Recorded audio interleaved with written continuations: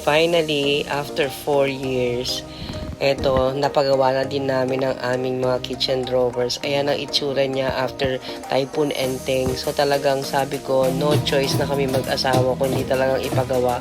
Kasi tingnan nyo naman yung mga naiwang dumi dyan. Kasi nga out of 8 drawers, bali 3 lang ang nagagamit namin. Lahat siya nakafix kasi nga hindi naman na namin siya nagagamit. At nabulok na nga yung pinakang loob niya.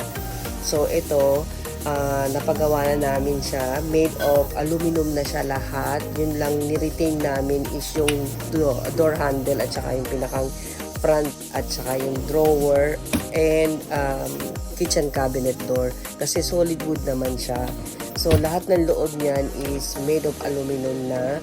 Pati mga partition at pati frame ng buong kitchen counter na yan ay made of aluminum na and mga tubular na. So, I'm so happy kasi finally, natupad na yung aking isa sa mga wishlist ko na mapagawa ko nga itong aming kitchen, lower part ng aming kitchen. Yung taas naman kasi is lahat yun is matibay pa, walang sira or bukbok or ano man. Ito lang talagang sa baba kasi ilang beses, twice na din siya nabahaan. So, lalo na siyang nabulok.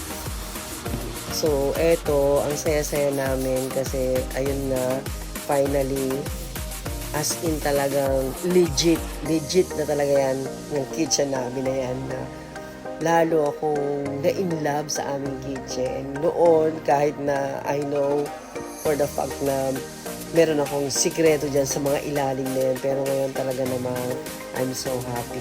Kompleto na yung aking kitchen. Okay, thank you for watching.